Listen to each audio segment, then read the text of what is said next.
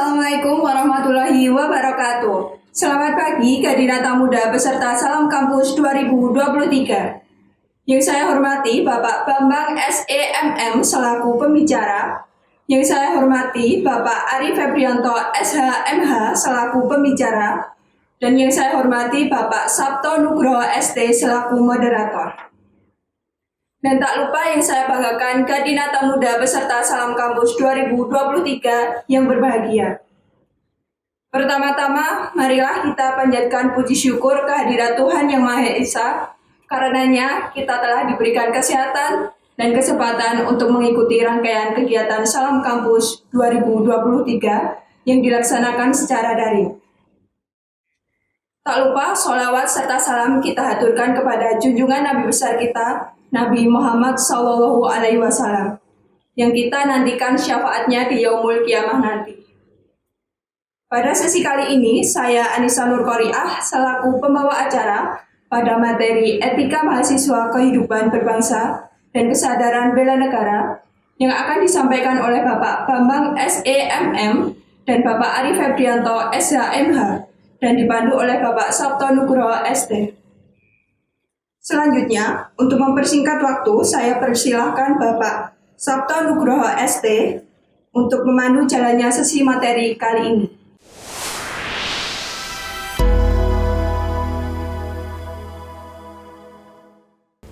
Baik, selamat siang. Assalamualaikum warahmatullahi wabarakatuh.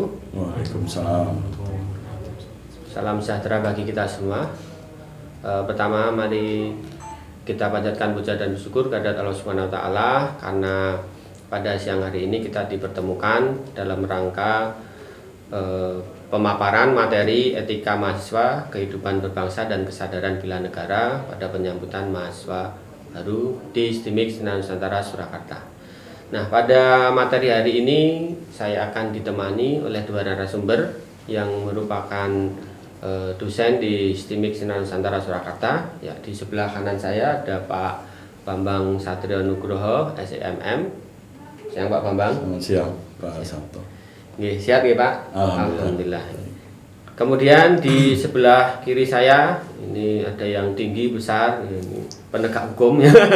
Karena beliau Pak Ari Febrianto SHMH ini nanti akan menyampaikan materi kesadaran bela negara.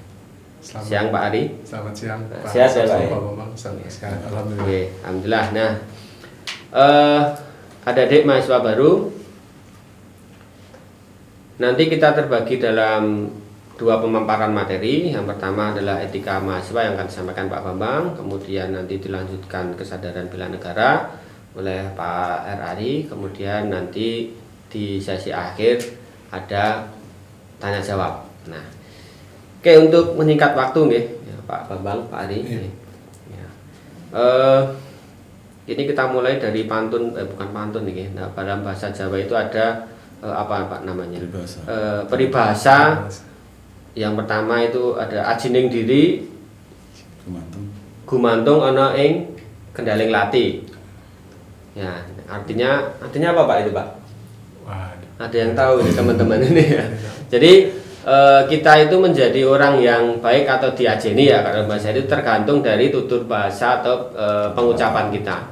Ya, walaupun ini peribahasanya mengibaratkan ucapan, tapi tentu itu adalah salah satu bentuk perilaku kita. Nah, maka ada di mahasiswa ini pada kesempatan ini nanti akan kita ulik sedikit bagaimana supaya kita menjadi pribadi yang lebih baik, diajeni, artinya ya dari baik teman, bapak ibu guru atau dosen, atau nanti di seluruh sivitas akademik ataupun nanti di masyarakat. Jadi bagaimana menjadi orang yang diajeni tidak harus jadi pemimpin ya, tapi minimal ada kita menyapa itu balas disapa ya, bukan langsung ngorek itu kan ya. Nah, itu ya acuh tak acuh gitu ya. Nah, artinya semua kembali pada diri kita. Ketika kita mempunyai perilaku yang baik, maka orang juga akan berperilaku baik terhadap kita. Nah, menyingkat waktu, ini materi yang pertama, etika mahasiswa. Tapi kita dalam hal ini etika ini akan kita khususkan untuk kehidupan di kampus. Nah, bagaimana supaya nanti perkuliahannya berjalan lancar, apakah etika itu berpengaruh atau enggak? Ya nanti kita lihat, biar beliau Pak Bambang ini akan menyampaikan materi etika mahasiswa ya. Itu salah satu nanti, apakah nanti kuliah itu enggak lancar atau enggak lulus gara-gara tidak beretika. Nah, tanda tanya ya. Oke, langsung saja ini Pak Bambang untuk bisa memaparkan materi etika mahasiswa yang perlu disampaikan kepada khususnya ini adik-adik mahasiswa baru. Ya, baik. Monggo Pak Bambang. Ya, terima kasih Pak Sabto atas kesempatannya. Pak Ari, Ya, izin duluan saya akan menyampaikan tentang etika dan tata krama kuliah ya. Di situ mungkin sudah disampaikan juga, ada slide-nya. Kita bahas dulu secara umum untuk pengertiannya apa sih sebenarnya etika atau tata krama itu, karena mungkin secara formal kita semua tidak pernah mendapatkan secara formal ya dari pendidikan formal. Cuma mungkin di rumah atau di sekolah sampai mungkin sekarang di bangku kuliah itu selalu ada yang namanya etika. Jadi etika atau tata krama itu sebenarnya kepercayaan mengenai baik buruk atau benar salah untuk berbagai hal atau kegiatan yang ada pada suatu masyarakat atau lingkungan. Banyak sekali etika yang bisa kita pelajari atau yang kita dapatkan ya sejak dari lahir sampai dengan hidup saat ini gitu ya. Mungkin yang paling banyak berperan dalam hal memberikan etika itu adalah dari keluarga biasanya, ya keluarga inti, karena itu yang paling awal pendidikan yang kita dapatkan gitu ya. Nah setelah itu ketika memasuki bangku sekolah dan seterusnya maka akan banyak diperkenalkan oleh berbagai macam etika. Contoh saja ketika waktu kecil belajar makan gitu ya, kita akan diberi tahu etikanya bagaimana. Misalnya duduk, menggunakan tangan kanan, terus tidak berbicara dan lain sebagainya. Di bangku sekolah mungkin tidak diajari. Cuma di sekolah atau di kampus hanya mengingatkan saja bahwa hal ini yang baik seperti ini dan yang buruk seperti itu. Dan bisa jadi di suatu masyarakat atau lingkungan itu etika ini baik, etika yang lain salah. Bisa jadi di masyarakat yang lain justru kebalikannya ya. Contoh saja kalau misalnya kita makan itu etikanya kan pakai tangan kanan ya Pak. Kalau di barat atau di Eropa kan mungkin pakai tangan kanan, kiri nggak masalah gitu ya. Tapi kalau kita di orang timur, maksudnya Asia dan sekitarnya ini kan lebih beretika kalau makan menggunakan tangan kanan. Jadi etika ini adalah hal yang penting dalam hidup manusia ya, karena ini akan bisa menyempurnakan attitude atau sikap kita sebagai manusia, terutama sebagai mahasiswa ya, makhluk yang berpendidikan itu akan lebih menunjukkan sikapnya. Nah, jadi di sini ada beberapa manfaat dari mengikuti atau mematuhi tata krama. Yang pertama tentunya menambah rasa bangga, karena sebagai orang yang beretika atau mengikuti tata krama maka akan setidaknya memberikan rasa bangga bagi orang-orang atau keluarganya lah ya, kira-kira ya. Oh ini anaknya sopan santun, beretika gitu kan, mungkin orang tuanya lebih bangga gitu ya. Di samping juga bangga untuk dirinya sendiri, yang tentu tidak perlu ditunjukkan gitu ya. Kemudian untuk mengingatkan orang untuk menjadi contoh yang baik. Jadi dengan tahu kita ada tata krama atau ada etika yang baik, maka akan mengingatkan kita untuk bisa menjadi contoh bagi orang lain. Jadi, oh iya, kita mungkin perilaku seenaknya, tapi nanti ada adik kelas, ada adik tingkat, atau mungkin nanti di rumah juga punya adik sendiri gitu ya. Nanti setelah berkeluarga juga punya anak dan lain sebagainya yang mencontoh apa yang dilakukan. Nah, sehingga dengan beretika, bertata krama yang baik akan memberikan memberikan contoh yang baik juga untuk orang lain. Nah, kebiasaan tingkah laku yang terkontrol ya dengan adanya tata krama itu, sehingga kita tidak ragu-ragu dalam bertingkah laku serta menumbuhkan rasa percaya diri. Jadi kalau orang sudah punya etika, sudah punya mengikuti tata krama yang berlaku, maka dia tidak akan ragu untuk bersikap, bertingkah laku, sehingga timbul kepercayaan dirinya lebih kuat lagi. Selanjutnya, perilaku yang baik itu akan menumbuhkan kelebihan dalam pendidikan yang diikuti. Jadi dengan adanya perilaku yang baik, maka pendidikan yang diikuti akan lebih baik lagi. Nah, pentingnya etika tata krama ini juga tentunya sebagai seorang yang terpelajar ya, dan berpendidikan tinggi itu harus menjaga etika dan tata krama. Jadi berkembangnya etika tata krama ini justru memang yang mencetuskan adalah orang-orang yang terpelajar gitu ya. Kalau kita lihat, kita bandingkan dengan orang-orang zaman dulu ya, atau orang-orang yang masih terbelakang, kita istilahkan barbar ya, karena mereka tidak punya etika, makan sembarangan gitu ya, terus mungkin dapat hartanya merebut dan sana sini dan lain sebagainya gitu ya. Dari orang zaman dulu kan dianggap tidak beretika, makannya berserakan dan lain sebagainya. Jadi semakin tinggi pendidikannya, seseorang semakin terpelajar, maka juga harus menjaga etika dan tata krama. Kemudian semakin maju ya tingkat peradaban suatu masyarakat, maka semakin banyak kehidupan yang diatur atau ditata dengan etika. Jadi mungkin etika makan saja tidak sekedar makan saja ya. Mungkin kalau kita lihat misalnya di negara-negara maju gitu ya, ada acara makan malam bersama gitu ya, itu urutannya harus bagaimana dulu, itu kan seperti itu. Piring ada untuk makan nasi seperti apa, untuk yang sayur seperti apa gitu ya, sendoknya seperti apa dan lain sebagainya, itu semakin detail lagi gitu ya misalnya.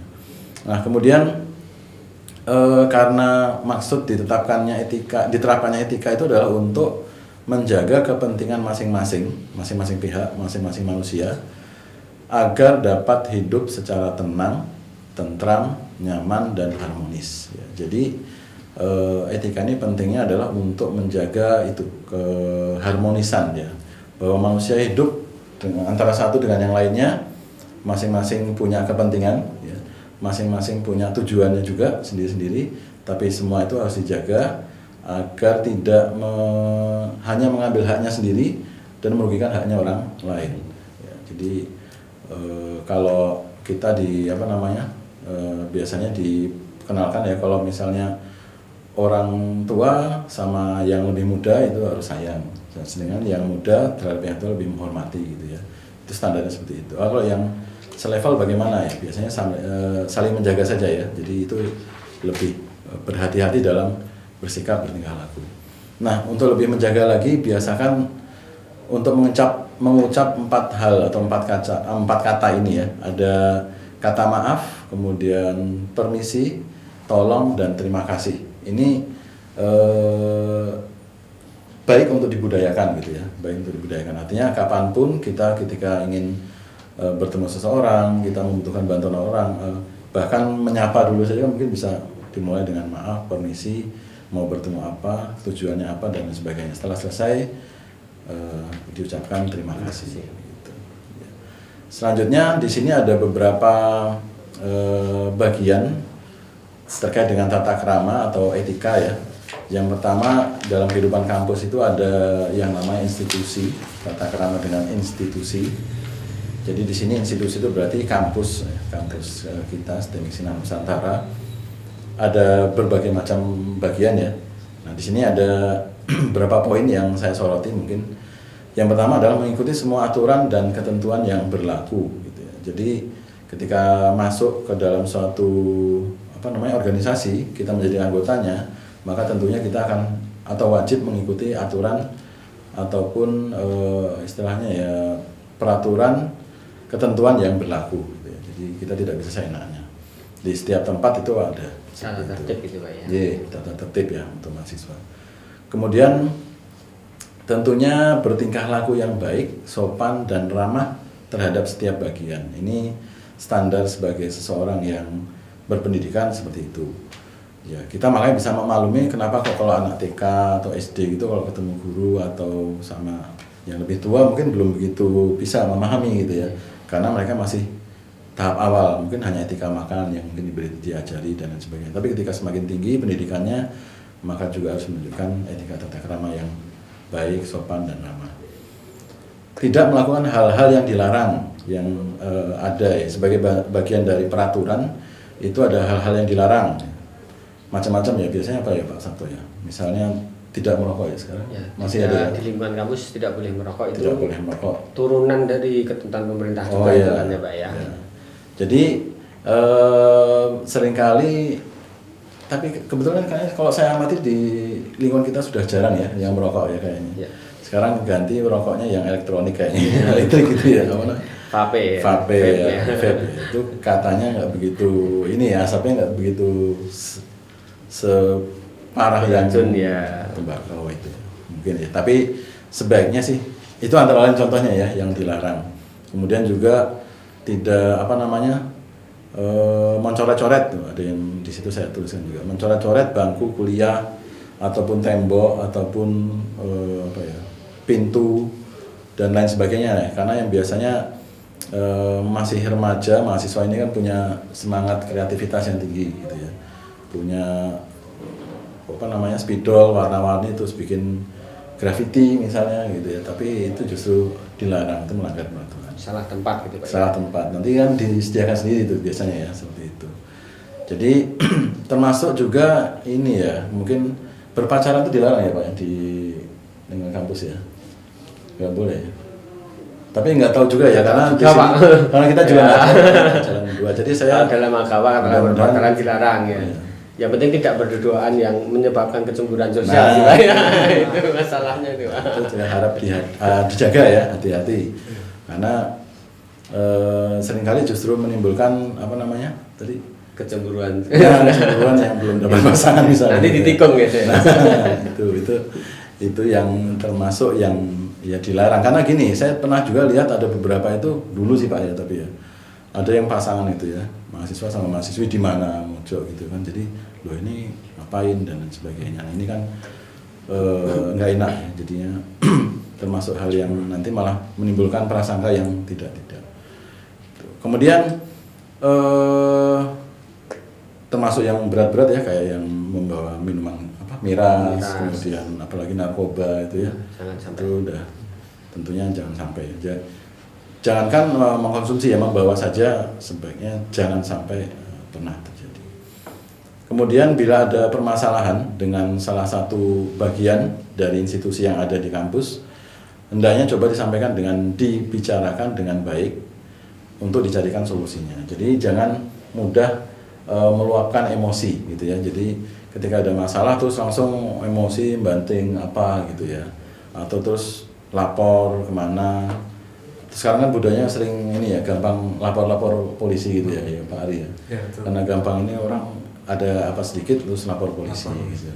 Anaknya dijewer di sekolahan lapor polisi ya kan. Itu kan berlebihan. Jadi kalau bisa jadikan solusi dulu. Ada juga yang dulu kasus nggak cocok sama seseorang gitu ya, entah dosen ataupun tendik, dia bikin apa namanya itu petisi online lagi ya, tentang mahasiswa IT terus bikin langsung online. Jadi sebaiknya dibicarakan dulu ya. Nanti di kampus ada dosen walinya. Betul. Ada mungkin kalau sama teman sama BEM kurang bisa mewakili, nanti bisa disampaikan ke dosen wali, pembimbing akademik. Nanti bisa dicarikan solusi. Kalau tidak ada bisa naik lagi ke Kaprodi dulu gitu ya. Jadi nanti bisa carikan solusi. Biasanya Kaprodi. Ya, dulu juga ada sama dosen juga ya yang pernah dicarikan solusi karena dosennya mungkin terlalu saklek atau bagaimana sehingga ada yang banyak yang nggak lulus ya Pak Iman ya waktu itu ya. Nah itu mungkin bisa dicarikan solusinya dulu. Jadi jangan kencang-kencangan mahasiswa naik kencang terus dosennya ya orang gelem nggak mau nggak mau dicarikan solusi. Terus pokoknya aku begini standarku Pak. Kalau nggak mau ya sudah. Nah itu kan bisa dicarikan jalan tengahnya. Nah ini yang penting juga berpakaian yang rapi dan sopan ya.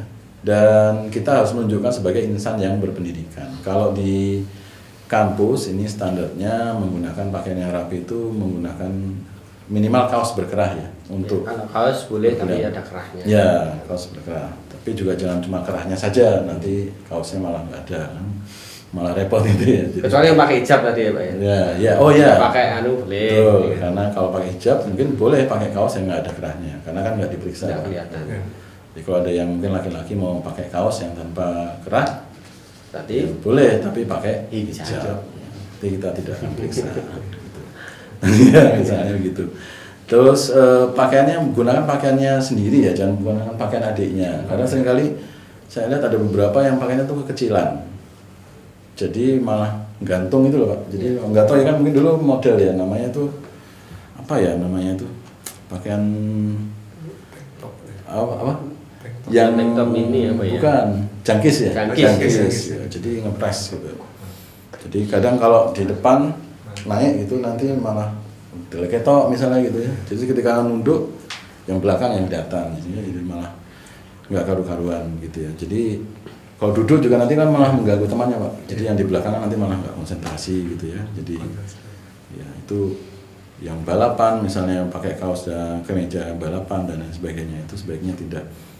Apalagi kalau yang sering saya lihat ya biasanya justru di sini karena yang kebanyakan mahasiswa itu modelnya menggunakan celana yang kedodoran dulu, ya seringnya kedodoran, bajunya agak ngepres gantung. Jadi ketika sholat malah jadi susah itu, ya, jadi karena akan ada gap atau celah antara baju yang naik terus celana yang semakin turun, itu menimbulkan apa ya? Batal ya Pak. Iya batal sebenarnya kalau sholat itu batal. Apalagi kalau secara aturan kan nggak melanggar, cuma kan secara etika tata krama aja sudah nggak enak gitu ya. Itu apalagi kalau jamaah nanti sholatnya terus yang lain malah melihat itu jadi malah batal juga semuanya, jadi gagal.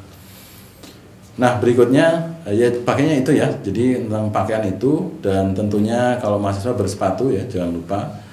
Kalau tidak formal mungkin bisa sih ya sekali-kali bersandal gitu, tapi ketika kuliah wajib menggunakan sepatu ya apapun bentuk sepatunya. Saya kira itu wajar. Walaupun kalau saya lihat mahasiswa memang kebanyakan menggunakan pakaian itu paling banyak kalau celana jeans ya biasanya. Itu kita maklumi. Tidak ada aturan khusus mengenai itu.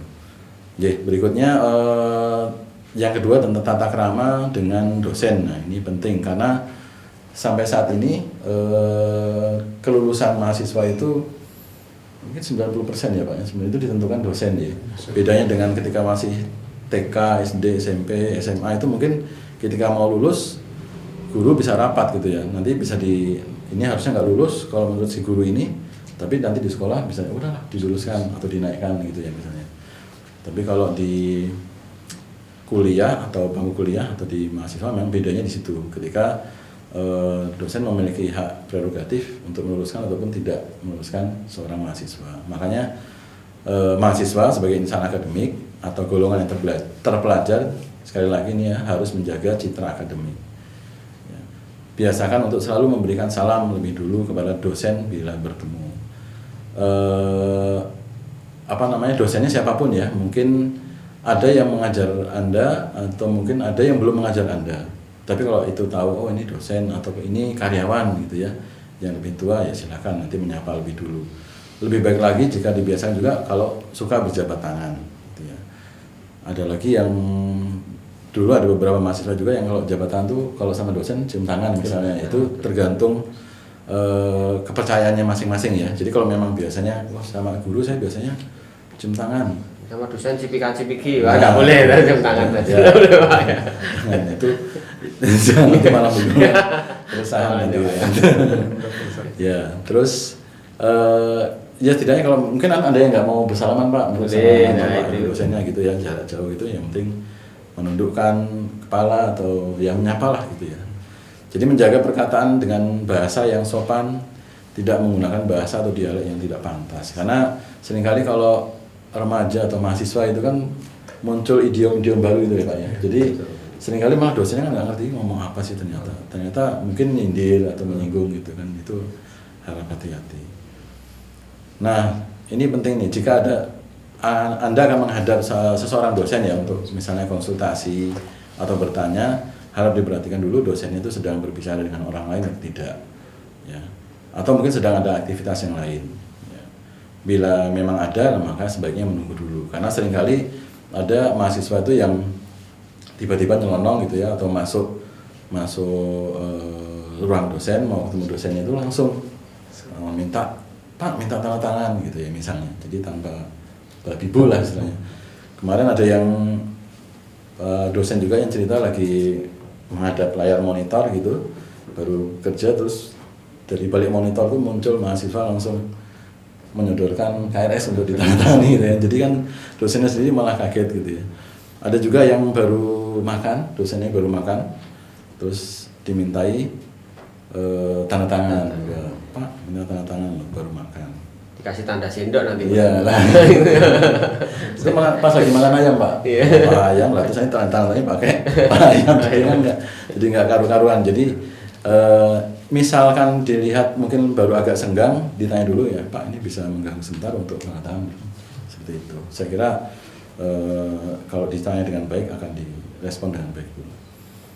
Harap datang tepat waktu sesuai jadwal kuliahnya, jangan sering terlambat. Jadi biasanya nanti dosen dan mahasiswa ada kesepakatan tertentu, misalnya bahwa kuliah kita mulai jam sekian, nanti ada toleransi kalau terlambat sekian menit misalnya. Terlambat sekali 2 kali mungkin masih bisa dimaklumi gitu. Tapi kalau terus-terusan terus alasannya sama, nah ini agak jadi menimbulkan masalah nanti ya. Jadi penilaian dosen sendiri kan jadinya oh ini kok sebenarnya kurang serius gitu ya. Mungkin kalau sementara kemarin ini banyak online ya, besok mungkin sudah banyak offline, bisa diikuti juga. Tapi mungkin masih ada online juga Pak ya untuk depan ya. Masih kita masih pakai online. blended. Sebenarnya terkait dengan etikanya juga ya, kalau online tuh mungkin kalau kita ada kelas online harap bisa menyalakan kamera sebenarnya ya. Cuma ya kita maklumilah karena kalau dengan menyalakan kamera semua mungkin kuotanya akan sangat besar sedot ya. Makanya kalau saya memberikan kesempatan biasanya kalau yang bertanya atau yang menjawab pertanyaan saya minta untuk menyalakan kamera misalnya gitu, supaya tidak terlalu berat. Selanjutnya masih tata krama dengan dosen, biasakan untuk tersenyum ramah atau menganggukkan kepala bila bertemu dosen saat menyapa atau berpapasan ketika lewat ya. Jadi ya seringkali gini, malah kita tahu bahwa ini mahasiswa kita gitu ya, tapi mungkin mahasiswa itu belum ngeh kalau ini dosennya misalnya. Jadi ketemu cuek-cuek aja gitu ya. Ada yang malah buang muka atau nyari apa gitu ke bawahnya, pura-pura nggak lihat misalnya gitu ya. Ini sebaiknya biasa saja. Jadi maksudnya seperti umumnya saja. Jadi ketika kayak Anda mungkin di lingkungan rumahnya ketemu Pak RT atau Pak RW gitu ya, biasa menyapa gitu saja. Jadi anggaplah dosen mungkin perwakilan orang tua yang ada di kampus misalnya. Harap mematikan handphone atau dering handphonenya ya, atau di silent. Ini khususnya ketika kuliah ya, perkuliahan, berlangsung kuliah secara offline ya, tentunya di kelas ya, supaya tidak mengganggu perkuliahan. Jadi seringkali beberapa dosen juga cerita ketika lagi menyampaikan materi ternyata ada yang handphonenya berdering gitu ya, bunyi, lupa di silent. Jadi malah biasanya dari dosen ada sanksinya ya Pak ya. Ada. Kalau Pak Sabto biasanya sanksi apa Pak? Suruh nyanyi Pak kalau enggak. Ya. Rekam nanti diupload di TikToknya sini. Nah itu Pakai contohnya. gerakan tertentu gitu. Ya. Saya dulu sering suruh menyanyikan dirinya itu kalau enggak gitu. Atau suruh bawa roti gitu ya, untuk teman-temannya. Karena mengganggu konsentrasi teman-teman yang sekelas gitu. Termasuk dosennya ya. Jadi ketika menyampaikan terus ada bunyi dering itu kan kita konsentrasinya kan buyar Pak. Jadi lupa sampai mana tadi. Ya. Dan sebagainya. Nah, ini penting juga berkomunikasi yang baik dengan dosen, baik secara langsung, ya, tatap muka secara langsung, kemudian via telepon atau media sosial ya, telepon, SMS, WhatsApp, Instagram, email, Facebook, Twitter dan lain sebagainya. Mungkin untuk SMS sudah hampir nggak ada ya kali ya SMS ya, karena sudah sekarang generasi menggunakan WhatsApp atau dulu pakai BBM ya, BlackBerry Messenger sekarang sudah nggak ada juga. Yang masih memungkinkan adalah telepon, kemudian pesan di media sosial WhatsApp, Instagram, atau mungkin Telegram juga. Telegram, Twitter ya. Nah, jadi harap itu berlaku konsep yang sama ya, menjaga tata krama. Tidak membuat gaduh dalam kuliah, tidak bicara sendiri dengan temannya, karena dosen akan selalu mengingat dan mencatat setiap mahasiswa yang dianggap menyepelekan atau meremehkan dosen. Ya, jadi terkait dengan yang tadi saya sampaikan, ketika ada dosen yang merasa tidak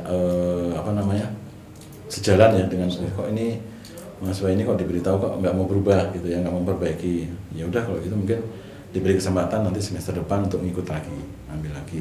Artinya tidak diluluskan. Kan dengan begitu kan merugikan mahasiswa sendiri gitu.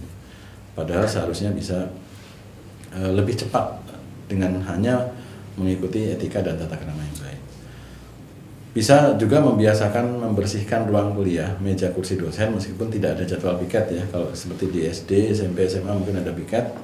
Kalau di mahasiswa mungkin nggak ada ya. Tapi nanti ketika sudah siap, sudah masuk, mungkin papan tulisnya masih kotor atau bagaimana, nah mahasiswa bisa ikut andil membersihkan dan lain sebagainya.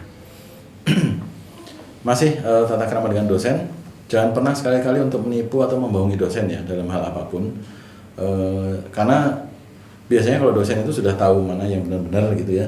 Ini tugasnya garap dewi apa tironan gitu ya, misalnya itu sudah tahu, karena biasanya dari hasil pengalaman tuh kita tahu, oh ini ujiannya jawab sendiri, ini copy paste dari temannya dan lain sebagainya.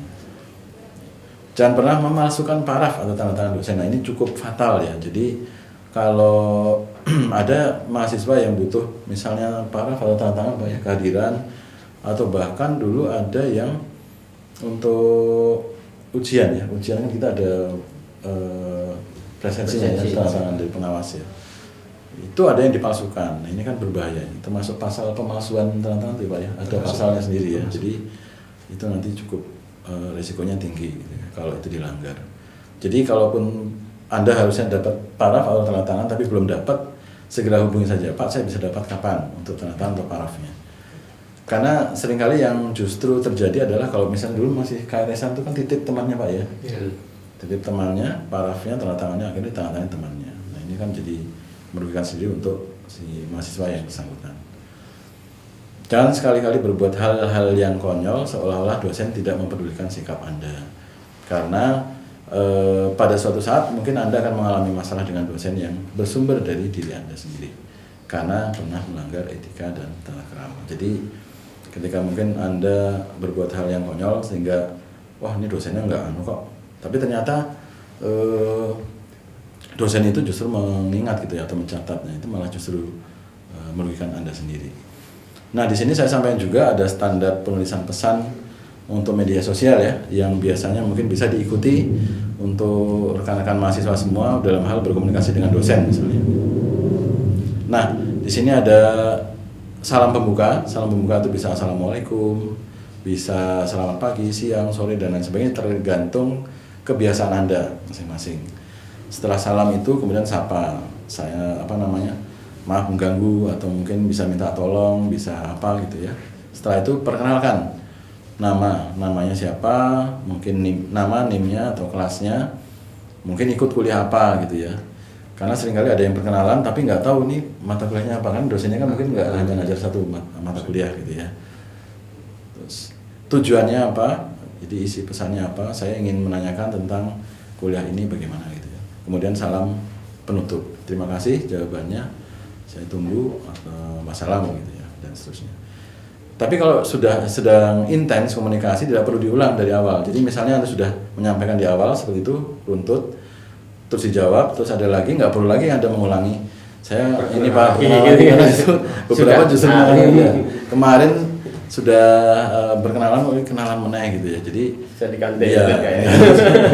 ya. Karena seringkali kalau nggak perkenalan itu kita kan nggak menyimpan semua nama mahasiswa, daftar nomor mahasiswa. Kecuali kalau mungkin udah ganti hari atau ganti minggu, ya, boleh, nggak masalah gitu Pak. Betul, ya. Terus, nah ini tata krama dengan teman. Coba untuk jangan suka mengolok-olok teman ya, melebihi batas. Walaupun hanya bergurau. Jadi seringkali masih remaja ya, namanya mahasiswa, mungkin saja suatu saat ada yang bisa tersinggung gitu ya, gara-gara diolok-olok. Jangan suka menyapa teman dengan julukan atau sebutan yang jelek atau yang tidak disukai. Jadi mungkin ada yang punya julukan mungkin di rumahnya atau di kampungnya, di desanya gitu ya, yang apalah. Mungkin ada yang nama hewan atau apa, itu kan sebaiknya tidak dilakukan di sini. Menghormati ide, pikiran, pendapat, hak cipta orang lain dan hak milik teman dan warga kampus lainnya. Jadi biasakan kalau Anda tahu ini punya siapa, izin dulu. Izin pinjam, izin memakai dan lain sebagainya. Ya, biasanya mungkin yang suka pinjam itu alat tulis gitu ya, mungkin laptop, termasuk motor gitu ya. Kos-kosan kayaknya nggak dipinjam ya. Ada Pak yang pinjam Pak. Pak. Kos-kosan juga ya. Numpang tidur di situ. Numpang tidur. Nah, itu harap dihargai gitu ya temannya yang punya. Nah, terus Jangan berprasangka buruk terhadap teman dan pihak lain tanpa diiringi fakta, apalagi karena hasutan atau fitnah. Seringkali hubungan pertemanan sahabat itu rusak karena adanya fitnah-fitnah seperti itu.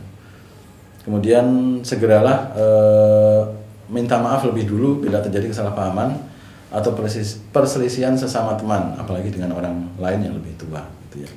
Jadi kalau ada masalah segera minta maaf duluan ya, biar masalahnya tidak berkembang semakin parah gitu ya. Jadi kalau di Jepang itu kebiasaannya atau budayanya justru ketika ada tabrakan misalnya, orang di jalan tabrakan justru duluan minta maaf, biasanya begitu ya. Kalau di kita kan malah duluan nyalah-nyalahkan siapa dulu gitu ya. Nah ini mungkin bisa dibalik gitu ya. Oke, next untuk slide-nya. Masih dengan teman, biasakan untuk menolong teman yang membutuhkan di saat yang tepat dan benar. Jadi ketika temannya membutuhkan bantuan ya silakan dibantu gitu ya. Cuman seringkali jadi masalah gini Pak, ketika ada ujian gitu ya, terus temannya, Pak teman saya butuh bantuan jawaban gitu. Nah ini kan menolong di saat yang tidak tepat ya, tidak benar gitu ya. Ya ini kan tolong menolong Pak, gitu. Sebagai Pancasila gitu ya, tapi kan tidak tepat menggunakan jawaban orang lain. Jadi harap dipahami dengan baik makna solidaritas gitu ya. Kamu nih nggak solid nih, nggak solidar nih sama teman-temannya butuh jawaban. Ada juga yang mungkin solidar itu temannya merokok, ikutan rokok lah gitu. Temannya minum ya ikutan ini, jangan. Ini harap dipahami dengan baik solidaritas. Biasakan saling mengingatkan, jangan malah menertawakan kealpaan teman. Jadi ada teman yang salah, ada teman yang lupa, diingatkan. Ya, ada yang merokok mungkin bisa diingatkan. Ya. Yang naik motor yang gagal-galan diingatkan. Gitu ya. Biasakan bergaul dengan teman tanpa membeda-bedakan. Jadi nggak usah pilih-pilih teman, hanya pilih yang kaya saja, maunya pilih yang teman yang motornya tipenya sport tertentu gitu ya. Hanya pilih teman yang punya mobil dan lain sebagainya. Ya. Terus sampaikan selalu pesan dari orang lain kepada teman yang berhak, karena itu adalah amanah. Jadi sampaikan sesuatu yang salah adalah salah dan yang benar adalah benar. Jangan menutup-nutupi untuk kepentingan pribadi. Ya. Jadi belajar mahasiswa menjadi mahasiswa yang baik dengan tidak menutup-nutupi hal yang benar dan katakan kalau memang salah. Gitu ya. Nah ini quotes gitu ya, quotes atau kutipan untuk bagian akhir untuk sesi saya. Biasakan untuk berpikir lebih dulu sebelum melakukan sesuatu. Ya. Pikirkan siapa yang akan mendapat keuntungan atau siapa yang akan mendapat rugikan. Jadi seringkali karena masih berjiwa muda, masih semangat tinggi, masih meletup-letup gitu ya semangatnya, seringkali melakukan hal-hal tanpa dipikir dulu. Ya. Seringkali wah ini siapa yang untung, siapa yang rugi. Gitu ya. Tapi juga jangan takut salah, karena salah itu tidak mengapa asalkan mau berubah untuk menjadi lebih baik lagi. Jadi ketika ternyata yang Anda lakukan itu setelah itu dianggap salah, ya sudah, Anda minta maaf, kemudian Anda berjanji untuk bisa memperbaiki itu untuk jadi lebih baik lagi. Mungkin itu untuk materi saya. Terakhir di situ ada quotes juga dari Bob Brown, behind every successful man there's a lot of unsuccessful years. Jadi ketika kita lihat orang yang sukses, kita tahu bahwa di belakangnya sebelum-sebelumnya mereka atau dia melalui hal-hal yang dianggap tidak sukses. Saya kira itu untuk materi dari saya tentang etika dan tata krama kuliah. Mungkin nanti kalau ada diskusi kita bisa lanjutkan di situ. Terima kasih atas perhatiannya. Terima kasih Pak Sabto atas waktunya. Wassalamualaikum warahmatullahi wabarakatuh. Waalaikumsalam warahmatullahi wabarakatuh. Ya, terima kasih Pak Bambang. Ya, itu tadi apa yang sudah disampaikan Pak Bambang mengenai materi etika dan tata krama. Nah, ini ada 2 poin sedikit yang perlu kami ulas kembali nih Pak Bambang. Yang pertama itu adalah etika itu ada yang tertulis dan tidak tertulis. Ya. Kalau yang tertulis jelas pasti ada aturan yang melekat sehingga nanti mungkin ada sanksi. Nah itu enak ya, kalau saya sudah sanksi diberi sanksi gugur lah. Ya. Tapi ada seringnya etika itu tidak tertulis. Ya. Nah ini yang justru berbahaya gitu kan.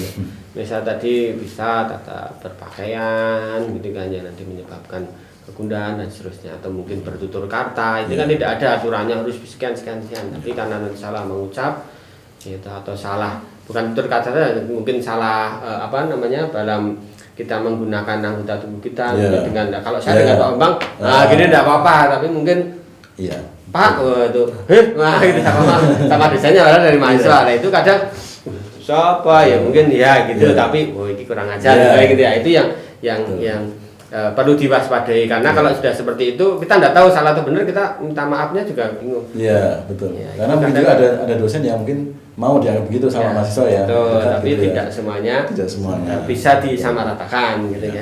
Nah itu yang pertama. Kemudian poin kedua adalah ternyata seperti apa yang disampaikan di awal, ternyata etika itu, tata krama itu berpengaruh terhadap kelulusan. Karena yang pertama ini bukan hanya dengan dosen saja ya, tapi dengan teman-teman di lingkunganmu, di kelasmu itu, kalau kamu kurang beretika maka ini kalau dalam istilah Jawa diceng atau dibenci ya. Nah padahal kalau dibenci itu biasanya dianaktirikan ya, atau sering kalau ada tugas nanti tidak ada yang mau ngajak ya, atau kalau tidak tahu mungkin teman-temannya tidak mau beritahu. Nah itu akhirnya nanti jenengan ya, kalau mungkin kebetulan pinter, ada tekun ya mungkin bisa, tapi kebanyakan adalah tugas kelompok kita desain seperti itu. Ini nanti gimana ini kelangsungan masalah kayak gitu ya Pak ya, banyak ya, maksudnya kelangsungannya dalam nilai itu kan menjadi kurang, apalagi nanti kalau sudah sampai skripsi. Nah mungkin itu nanti bisa sendiri. Paling tidak butuh teman untuk mensupport ya, karena tuh Pak Bu, bab siji aku gak mudah iki caranya, tanya ke orang tua kan juga tidak mungkin, tapi sama teman bisa. Nah, ini kalau sudah kamu orangnya kurang ajar, nggak punya sopan santun, tata krama, ya maka tidak ada yang mau membantu. Nah itu yang pertama, mungkin dengan temennya itu penting ya. Kemudian yang kedua nanti bisa poin kedua, yang kedua ya itu kan pengaruh kelulusan itu kalau kita salah beretika atau tidak beretika, atau kurangnya tata krama terhadap yang lebih senior, dalam hal ini mungkin dengan Bapak Ibu dosen ataupun dengan beberapa karyawan yang di sini. Nah itu jangan sampai nanti karena kamu mendapat predikat kurang beretika sehingga dosen akan bisa jadi sakit hati, atau minimal kita bukan terus dosennya yang kamu nggak diluluskan ya, selama sebenarnya kita mengikuti kewajiban ujian dan seterusnya mungkin bisa tidak jadi masalah ya. Tapi nanti andai kata jenengan mendapat kesulitan ya, kalau ada pertanyaan atau mungkin dalam bimbingan ya, nanti bimbingannya mungkin ngajarinya jadi kurang maksimal karena pengaruh ketidaknyamanan gitu. Aku rasa dengar aku cak omongan terus rasa sesuai cepat bayar habisin akeh dan seterusnya. Itu pengaruh gitu. Nah, nanti dengan tugas kuliah dan sisa itu juga akan berpengaruh.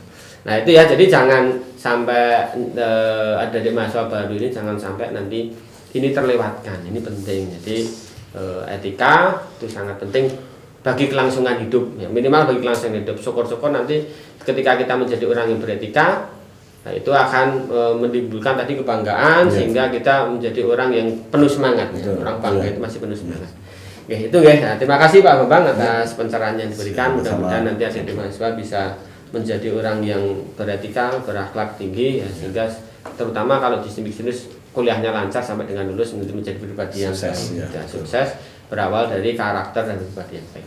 Oke, kemudian kita akan masuk ke materi yang kedua. Ya, nanti ada Pak Eri yang ini akan menyampaikan materi mengenai kehidupan berbangsa dan kesadaran bela negara. Nah ini kalau tadi diawali dengan peribahasa, ini juga saya awali dengan peribahasa gitu. Sudah saya catat ini. Desa mawa cara, negara mawa tata ya. Di mana bumi dipijak, di situ langit dijunjung ya.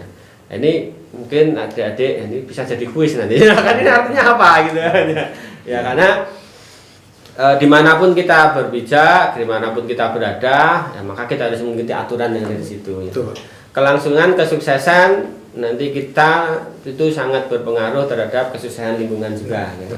Ya kalau kita ada tidaknya, kalau orang Solo mungkin beda dengan orang Bandung, dengan orang Timur, mungkin dengan orang Kalimantan, Sumatera itu berbeda. Maka karena di sini adatnya kan Bapak Ibu dosennya orangnya Solo, ya apalagi kalau Putri Solo atau itu ya Pak ya. Nanti jangan sampai itu kita tidak menjunjung adat istiadat. Oke. Kemudian ya tadi ya di sama pacaran negara tata. Nah ini kenapa kita menjunjung prinsip atau peribahasa seperti itu penting, karena ini di mana tempat kita berada ketika ada kedamaian, maka di situ akan ada kemakmuran. Ya. Kita mau menuntut ilmu, kalau lingkungannya di situ tidak mendukung, gitu, maka kita tidak bisa menyerap ilmu dengan baik. Gitu. Apalagi nanti kita kalau bicara skup lebih besar adalah negara ya Pak ya. Nanti kalau negara dalam keadaan perang terus, ya ini gimana pendidikan? Bahkan makan aja kadang susah ya Pak ya, karena kita lihat di negara-negara yang berperang itu tidak hanya gedung ya, atau mungkin sawah yang tidak bisa ada pengairan, ya, itu terus makannya gimana gitu. Transport jalan udah rusak semua. Maka itu sangat pengaruh terhadap kelangsungan hidup kita sendiri ya Pak ya. Nah nanti mohon nanti Pak Ari bisa menjelaskan sih kira-kira bela negara itu bentuknya seperti apa, terus pentingnya seperti apa ya. Mungkin bisa disampaikan supaya adik-adik mahasiswa baru ini bisa mendapatkan wawasan. Ya, Pak. Oke. Monggo Pak Ari, saya persilakan Pak Ari untuk menyampaikan materi kehidupan berbangsa dan kesadaran bela negara. Ya, terima kasih waktunya Pak Sabto, izin Bambang. Oke, pertama mungkin kita bahas tentang pengertian negara ya. Jadi negara itu adalah organisasi yang didirikan oleh sekelompok manusia yang mendiami suatu wilayah tertentu ya. Jadi ya tadi kan juga dibahas Pak Bang mungkin. Jadi kita kan juga semuanya dari masyarakat yang kecil. Nah kemudian kita ini kan negara, berarti istilahnya skupnya lebih besar lagi, dan yang pasti tadi negara tadi ya mendiami suatu wilayah tertentu. Nggak mungkin beda wilayah jadi suatu negara, masyarakat nggak mungkin tetap, pasti syarat utamanya kan satu wilayah yang sama gitu. Kemudian bisa saya oke. Kemudian unsurnya negara itu tadi udah kita sebutkan, itu adalah daerah, wilayah, kemudian adanya rakyat yang mendiami itu, kemudian ada pemerintahan yang berdaulat, dan adanya pengakuan dari negara lain. Nah, unsur yang pertama, kedua, ketiga itu disebut sebagai unsur yang konstitutif. Jadi dia yang benar-benar unsur suatu negara. Kalau tidak ada itu semuanya, yang mungkin menjadi sebuah negara. Kemudian kalau pengakuan dari negara lain itu adalah sifatnya deklaratif ya. Jadi nanti seiring dengan dia jadi sebuah negara baru bisa diakui naik ke situ. Kemudian, nah ini negara punya sifat ya, dia ada memaksa, ada kemudian monopoli, dan mencakup semua. Kenapa memaksa? Dalam artian negara itu memaksa untuk biar dia tadi Pak Sabto juga sebutkan kan ada kaitannya untuk menjamin kesejahteraan, kemakmuran. Nah itu makanya dia bersifat memaksa, tapi itu tadi dalam rangka untuk menciptakan kemakmuran bagi warganya. Kemudian kalau monopoli, nah ini contohnya kaitannya dengan misalnya negara ingin menyelenggarakan suatu usaha, nah ini untuk buat mensejahterakan rakyatnya, mau nggak mau dia dimonopoli oleh negara. Contohnya misalnya dalam hal mengatur dari sumber daya alam, nah itu kan harus dimonopoli, karena kalau misalnya nggak diatur sama negara, dibiarkan, takutnya hanya di sejarah atau mungkin hanya buat kepentingan segelintir orang ya, padahal sebenarnya kan harus buat kepentingan semuanya. Kemudian mencakup semua ya tadi ya. Jadi undang-undang berlaku terhadap semuanya, tidak dibeda-bedakan, tidak ada didiskriminasi. Jadi berlaku buat hanya orang-orang tertentu ya, tapi tadi ya untuk semuanya.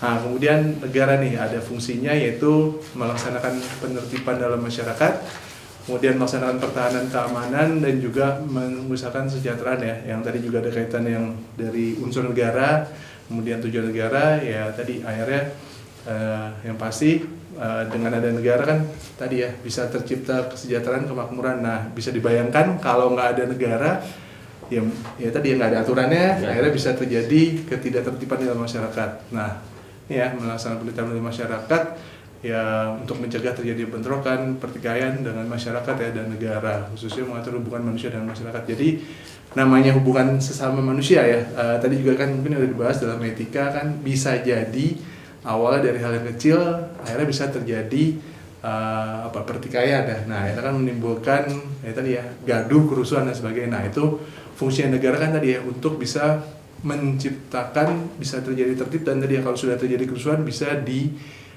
cegah dan bisa ditanggulangi. Nah itu tadi makanya itu fungsinya negara.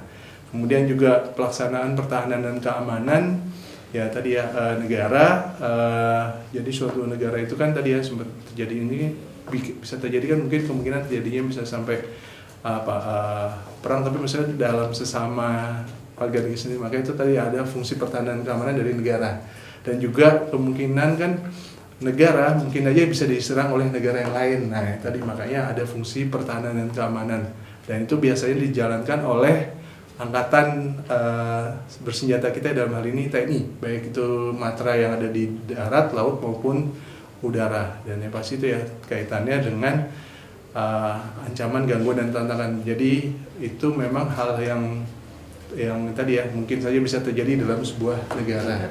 Apalagi maaf nih kalau kita melihat negara kita, negara Indonesia kan yang luas daratan dan lautannya, terutama lautan itu potensinya sangat banyak, terutama sekali potensi alam ya untuk mensejahterakan masyarakatnya. Nah ini ada negara lain atau pihak lain yang ingin berusaha untuk menguasainya. Buktinya dulu waktu kita dijajah 3,5 abad.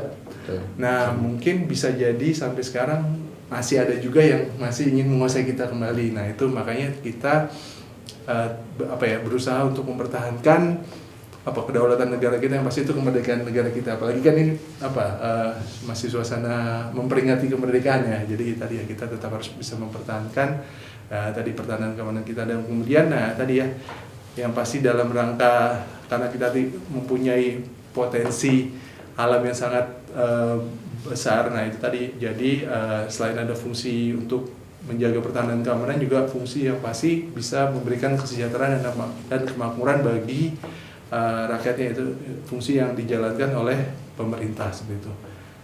Bisa slide selanjutnya. Next. Oke, nah kemudian yang pasti yang terakhir nih, fungsi menegakkan keadilan dalam masyarakat ya. Tadi ya sudah memberikan kesejahteraan dan memberikan keadilan bagi masyarakat. Karena yang pasti sih ini dulu pengertian dari keadilan ya. Keadilan itu kan merupakan hak bagi setiap manusia, dan setiap orang itu harus memperoleh rasa keadilan, dan yang kemudian dia menghindarkan dari tindakan kesewenang-wenangan atau ketidakadilan.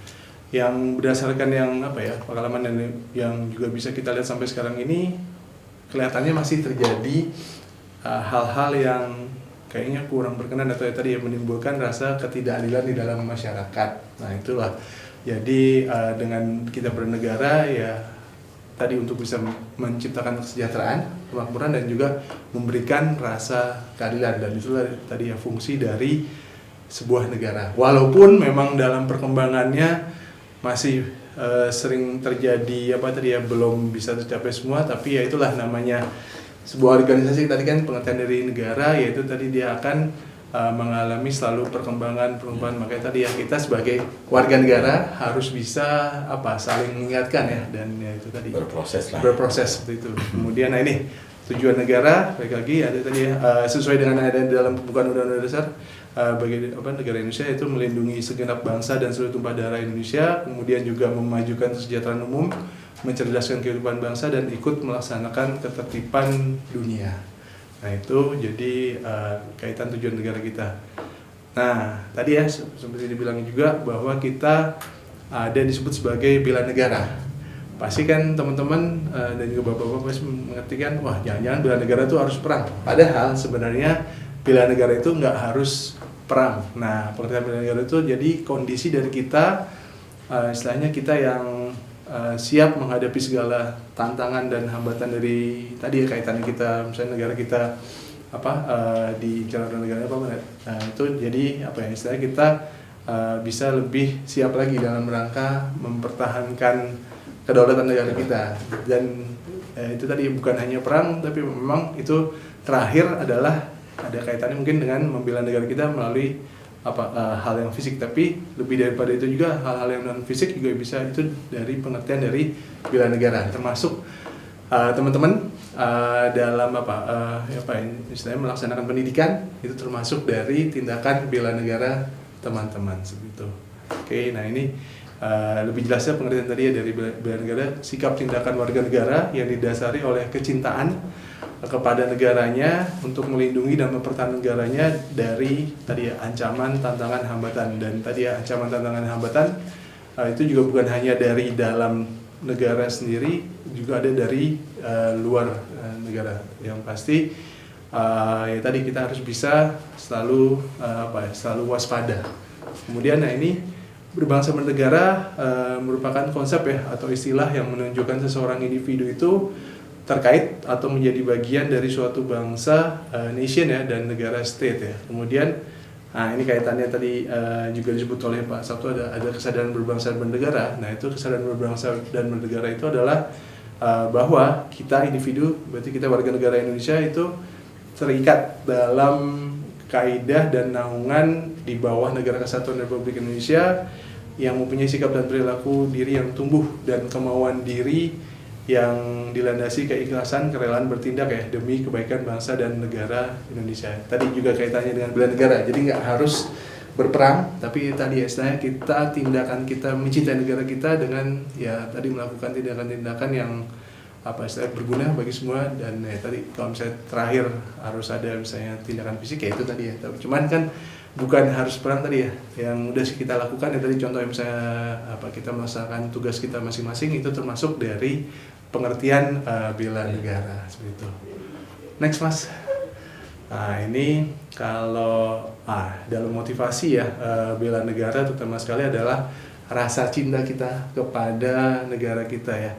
Saya yakin semua teman-teman ya bapak-bapak juga cinta ya terhadap negara kita. Jadi bukan hanya sekedar kita lahir di Indonesia, tapi juga kita benar-benar cinta ya terhadap negara kita. Nah itu tadi bukan hanya karena kewajiban undang-undang kita membela negara, tapi karena tadi rasa cinta kita kepada negara kita. Next Mas. Oke, kemudian ini tadinya adanya ancaman ya, makanya tadi ya kita harus selalu siap mempertahankan. Dan yang pasti kita itu punya sistem pertahanan keamanan ya yang kita sebut dengan sistem pertahanan keamanan rakyat semesta, SISHANKAM rata, yang merupakan jadi negara istilah pertahanan dari negara kita itu rakyat ya, yang merupakan salah satu komponen pertahanannya yang disebut sebagai komponen cadangan, tapi komponen utamanya Tentara Nasional Indonesia. Nah ini tadi ya, dan kaitannya kita ancamannya kan bisa militer dan juga non militer seperti itu. Dan yang pasti kita ya tadi karena masyarakat warga negara kita sebagai komponen cadangan, jadi istilahnya kita dibutuhkan kesiapan yang benar-benar secara ini, walaupun tadi ya bukan berarti harus siap perang, tapi ya kita tadi ya istilahnya benar mempunyai kesiapan ya, dan tadi selalu melaksanakan tugas dan fungsi kita ya seperti itu. Oke, selanjutnya jadi itu ya ancaman, terutama soal ancaman di antaranya salah satunya teman-teman narkoba dan juga korupsi. Nah itu kelihatannya bahaya yang laten yang selalu mengancam dari terhadap negara kita. Itu jadi memang itu tidak bisa dihindari ya, karena ya tadi karena laten ya, dan yang pasti ini juga ada kaitannya dengan dari manusia yang kadang kan yang kita kadang ingin sesuatu yang berlebih. Nah itu jadi akhirnya melakukan tadi yang dibilang sebagai korupsi. Kalau yang narkoba itu narkotika ya, itu memang karena udah jadi jaringan internasional, apalagi kalau kita melihat negara Indonesia yang posisinya adalah strategis di antara dua benua, dua samudra, yang tadinya hanya sebagai transit dari kaitannya peredaran narkotika, sekarang jadi pasar utama. Nah itu tadi, jadi teman-teman bisa istilahnya menghindari ya. Jadi itu yang pasti ya tadi ya kan sudah mengetahui juga istilahnya dampak-dampak negatif ya seperti itu. Oke, kelihatannya sih kurang lebih yang saya sampaikan itu inti-intinya di situ. Terima kasih. Saya sudah atas dari pertanyaan teman-teman. Monggo bisa selanjutnya bisa kita lanjutkan dengan diskusi. Terima kasih atas waktunya. Sekian. Terima kasih Pak Ari sudah memaparkan mengenai kesadaran bela negara. Karena penting kita untuk menyadarkan ya. Kalau tidak sadar kita tidak tahu kita hidup di Indonesia itu harus seperti apa dan ngapain gitu kan. Nah, ini yang sangat penting. Orang taunya cinta Indonesia, cintailah produk-produk itu biar apa gitu kan ya. Padahal kita perlu menyadari kenapa bela negara itu penting, karena seperti tadi ketika suatu negara itu tidak dalam kedamaian, tidak ada kedamaian di situ, maka tidak akan ada kemakmuran. Maka tidak ada kemakmuran, maka tidak ada yang bisa menjamin hak-hak kita itu tidak dilanggar atau terpenuhi gitu kan. Ya mungkin ya kalau namanya ada kerusuhan yaitu hak kita pasti akan bisa terenggut ya Pak ya. Baik dari keselamatan atau mungkin kalau tidak diatur ini tanahmu patoknya seperti ini ya, nanti setiap tanah ada yang mengklaim ya, artinya jadinya tidak bisa punya tanah, tidak bisa bercocok tanah, nah itu tidak ada yang ngatur, maka tidak akan terjadi kemakmuran. Nah, jadi kita harus sadar bahwa negara itu perlu berdiri dengan makmur, perlu berdiri dengan kuat, gitu kan ya Pak Iring. Nah itu, nah maka dari itu mulailah ini ya, walaupun ini sudah mulai dewasa, mulai membibitkan cinta untuk negara, gitu. Bagaimana cara mencintai negara dan tadi sedikit banyak sudah disinggung juga Pak Ari, itu pentingnya ketika kita mencintai sebuah negara, maka di situ kita akan bisa hidup dengan makmur, dengan bangga, sehingga kita dalam mencapai hak kita ini akan lebih terjamin. Nah itu teman-teman, kesadaran bela negara tadi disinggung juga, minimal kalau kita jangan sampai lah, kalau yang paling mendasar itu jangan sampai kita tersentuh narkoba gitu ya, karena narkoba itu melemahkan ya Pak ya, melemahkan personal ya. Jadi ya ada harus narkoba yang bentuk pil koplo dan sebagainya macam-macam itu ya, nanti ada sendiri yang bahas itu lah.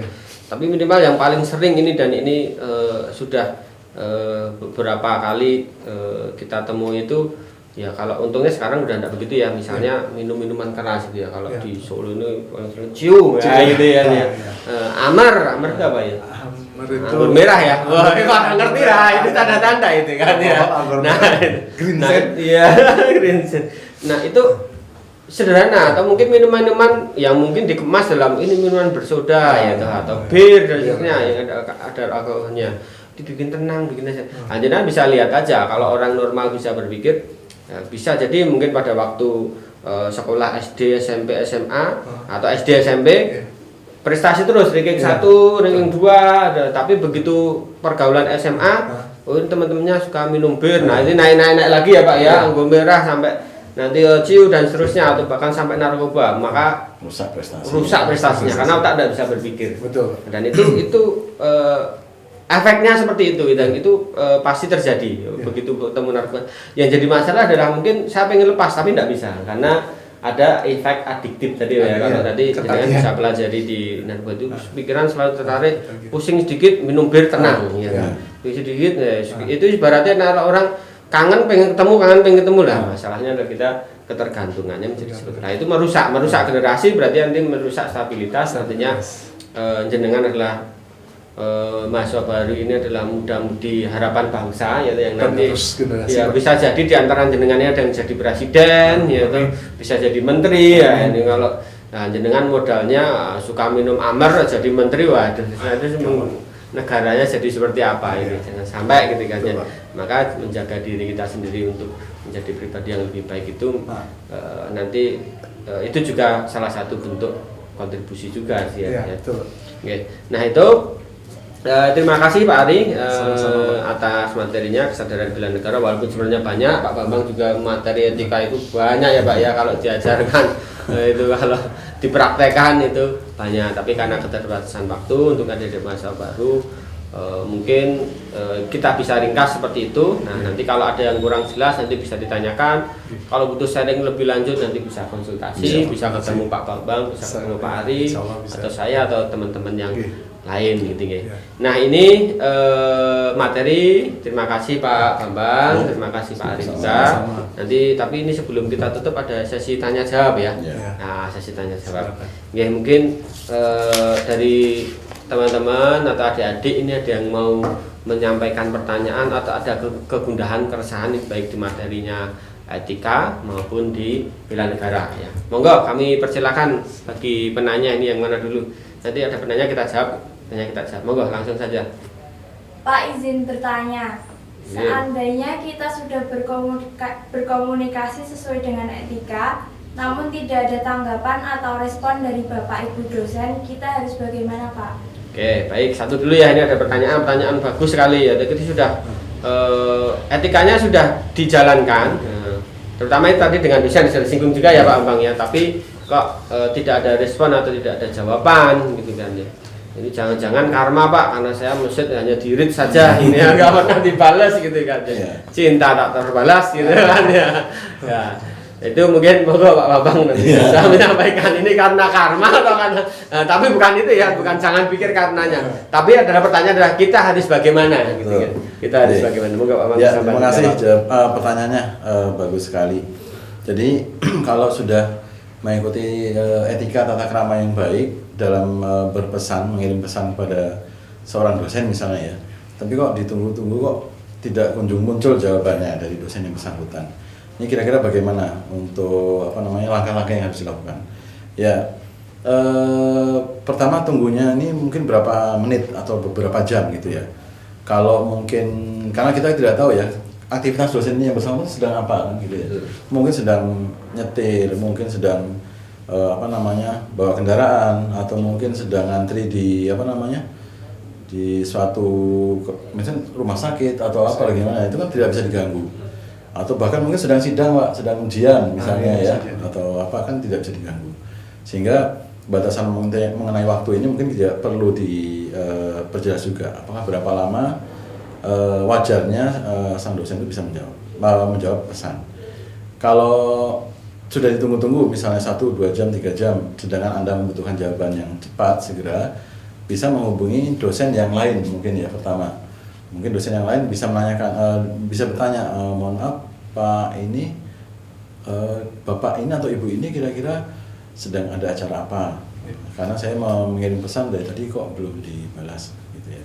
Karena seringkali juga ada dosen yang mungkin kurang satu informasi saja, dia nggak akan mau berkenan membalas. Contohnya ada mungkin namanya belum tulis mungkin, gitu ya, atau mungkin ada kelupaan mata kuliah ya. Saya pernah beberapa kali itu mendapat pesan bertanya tidak menyebutkan mata kuliahnya apa, sehingga kita juga bingung ini yang mana itu. Maksudnya kok nilainya belum keluar Pak, dan ini mata kuliahnya yang mana misalnya, dan lain sebagainya. Itu ya. Kadang-kadang juga bahkan ada yang ekstrim ya. Ingat nih mahasiswa atau remaja itu kan suka ngasih idiom atau singkatan-singkatan yang kurang bisa dimengerti ya sama dosen. Dulu ada pas zaman masih kuliah online atau kelas online, ada yang mengirim pesan ke dosennya, tapi kayaknya bukan di kampus ini sih ya. Pak ini jadi yang ngirim katanya mahasiswi. Pak ini jadi kelon enggak gitu ya, karena kalau jadi kelon saya jam ini siap gitu. Nah terus dosennya dosennya menerima pesan seperti ini bagaimana meresponnya? Padahal dia nggak tahu ini namanya siapa gitu ya. Terus ini langsung pagi-pagi ngajak kelon gitu ya, misalnya ternyata kelon itu kan panjang dari kelas online gitu kan. Jadi kan si dosennya nggak ngerti karena dosen senior sekali lah kayak gini kan bingung jawabnya, malah dredeg, malah bisa serangan jantung dan lain sebagainya. Jadi harap diperhatikan idiom-idiom dengan antara untuk remaja atau mahasiswa sesama mahasiswa dengan untuk dosennya begitu. Jadi harap diperhatikan. Jadi kalau tadi belum dijawab silahkan mungkin tanya dosen yang lain, atau mungkin dosen walinya, atau mungkin temannya yang lain yang mungkin juga bisa mengirim pesan yang sama begitu. Mungkin itu jawaban saya Pak Sam. Ya, terima kasih Pak Ambang atas pencerahannya. Gitu. Mungkin kalau saya bisa menambahkan juga, jangan berkecil hati dulu ya. Jadi belum dibalas itu bukan berarti tidak akan dibalas. Bisa jadi memang nggak akan dibalas karena tadi. Ya. Tapi belum tentu itu ada kesalahan. Wah, saya sudah benar, ini salah siapa ini? Ya kalau cowok tanya seperti itu biasa. Kalau ada yang cewek, ini salah siapa? Salah saya apa ya? Ini luar biasa. Ini baru kali ini cewek merasa salah. Nah, tadinya jangan berkecil hati, bukan berarti jenengan mungkin tidak dibalas atau ada kesalahan. Tapi mungkin memang ada kesibukan. Tapi tidak mungkin mungkin juga ya ada kesalahan. Maka lebih baik ya kalau bisa ketemu langsung. Jangan juga langsung tidak dibalas kok langsung telepon terus spam gitu. Nah itu. itu bisa jadi masalah. Atau mungkin karena biasanya, oh Pak saya dengan Pak Bambang itu pakai ngomongnya sudah lo gue gitu kan. Ya mungkin tapi begitu sama Pak Ari itu langsung diblok ya gitu. Jadi jangan dibawa karena tadi bisa wawancara negara potensial itu punya karakter dan sifat sendiri, jadi jangan disamaratakan ya. Atau mungkin salah ngirim emot ya atau gitu ya. Sekarang lebih bahaya kan pakai emot.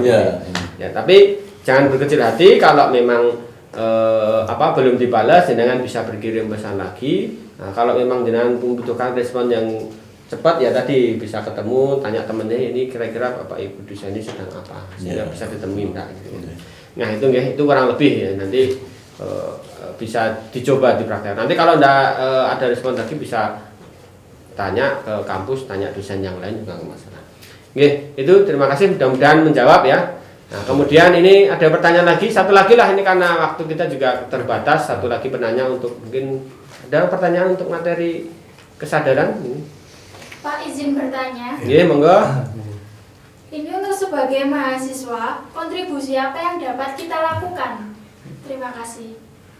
Ya, itu Pak Ari. Jadi kontribusi terhadap untuk negara ya, sebagai ini sebagai remaja atau sebagai mahasiswa, orang sudah beranjak dewasa ini kalau disuruh perang kan saya tidak pernah pegang pistol, Pak. Nah, ini kira-kira saya harus gimana? Apa harus perang gitu? Apa harus turun ke line of down ya? Itu ya. Nah, itu nanti kira-kira apa Pak Ari bisa diberikan pencerahan sedikit untuk adik-adik mahasiswa ini? Terima kasih atas pertanyaannya Mbak. Jadi tindakan nyata atau istilahnya kontribusi yang bisa diberikan oleh teman-teman selaku mahasiswa dalam kaitannya kita bela negara, ketahanan negara kita ini adalah dengan karena peran sebagai mahasiswa, istilahnya tetap berperan sebagai mahasiswa yang aktif dalam perkuliahannya, istilahnya kuliah tepat waktu. Kemudian juga kalau bisa sih diiringi diikuti juga dengan kegiatan-kegiatan positif lainnya, mungkin seperti kegiatan BEM atau teman-teman jadi panitia seperti ini kan, ini ya istilahnya menambah pengalaman baru lagi. Jadi yang pasti tadi ya untuk menghindari terjadinya kan itu tadi misalnya apa yang kita tadi pernah bahas juga ada narkoba atau apa, itu akibat karena mungkin banyaknya waktu luang. Nah itu waktu luang yang terbuang begitu aja, nah itu akhirnya mengakibatkan terjadinya hal-hal yang tadi ya negatif. Maka tadi ya dengan giat belajar kemudian juga melakukan kegiatan-kegiatan yang positif. Ya, itu aja, kelihatannya situ aja. Terima kasih teman-teman. Terima kasih Pak Ari. Berarti kalau disimpulkan itu bisa menguatkan mental atau akhlak gitu ya, minimal itu ya, minimal itu.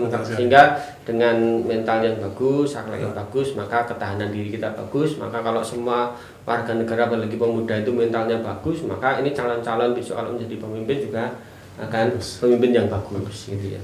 Nah, terus ini sedikit nambah juga ya Pak Ari ya. Selain itu mungkin teman-teman ini bisa untuk salah satu bentuk kesadaran bela negara atau mencintai negara itu supaya negara juga ikut dicintai oleh warga yang lain, bisa berprestasi Pak ya. Betul Pak. Nah itu dengan berprestasi mungkin bisa ikut lomba-lomba atau nilainya bagus, minimal nilainya bagus lah kalau kuliah ya. Syukur bisa di luar perkuliahan. Tadi ada ikuti perlombaan ya sampai ke luar negeri. Ya minimal lokal, nanti ada sampai luar negeri, itu akan membanggakan negara. Dengan seperti itu negara kita juga akan dihargai orang lain. Oh Indonesia ininya bagus, atletnya bagus, kuat dan seterusnya, itu akan lebih dihargai oleh orang lain. Dan itu yang mungkin yang bisa kontribusi ya. Kalau tidak bisa berkontribusi, minimal tadi jangan narkoba lah gitu ya, itu merusak lah gitu ya, merusak. Jangan sampai gitu ya. Ya mungkin saat ini kita sadar bisa ngomong enggak, tapi nanti suatu saat bisa kalut ya, pergaulan ya itu bisa menyebabkan kita terjerumus. Ya itu ya. Terima kasih Pak Ari. Sama-sama Pak. Sekali lagi terima kasih Pak Ari atas jawaban dan mudah-mudahan bisa memberikan pencerahan bagi penanya. Baik, adik-adik mahasiswa baru, demikian tadi yang bisa kami berikan pada kesempatan sesi ini untuk materi etika mahasiswa dan kehidupan berbangsa dan kesadaran bela negara ya, karena keterbatasan waktu ya, hanya ini yang bisa kami berikan. Mudah-mudahan ini sedikit memberikan kesadaran, wawasan di kehidupan jenengan, terutama nanti di lingkungan kampus, sehingga bisa mengantarkan jenengan untuk sukses, terutama nanti menjadi mahasiswa yang baik dan sampai lulus bisa menjadi orang yang bermanfaat. Oke. Ya. Itu tidak ada rintangan, semuanya berjalan dengan lancar. Amin. Amin. Oke, sekali lagi kami ucapkan terima kasih Pak Bambang Ya, atas sama-sama. kesediaannya sudah Sama-sama. memberikan Ya. materi. Pak Ari juga terima Sama-sama. kasih. Mohon maaf kalau ada kekurangan dan kesalahan. Ya. Selamat mengikuti agenda acara selanjutnya. Sekian dari kami. Terima kasih. Wassalamualaikum warahmatullahi wabarakatuh. Waalaikumsalam warahmatullahi wabarakatuh.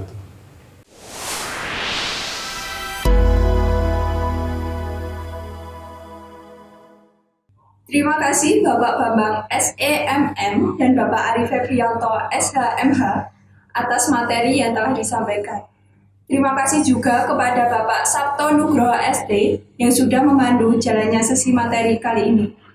Itu tadi penjelasan tentang materi etika mahasiswa, kehidupan berbangsa, dan kesadaran bela negara. Semoga apa yang telah disampaikan dapat dimengerti dan dipahami dengan baik oleh adik-adik mahasiswa baru sekalian. Kemudian, jangan lupa untuk mengisi form review materi di akhir acara yang nanti linknya akan disampaikan oleh kakak pendamping masing-masing. Terima kasih atas perhatiannya. Mohon maaf apabila ada salah kata yang kurang berkenan di hati adik-adik semuanya. Wassalamualaikum warahmatullahi wabarakatuh. Salam Kampus 2023, sinarkan masa depan, satukan Nusantara.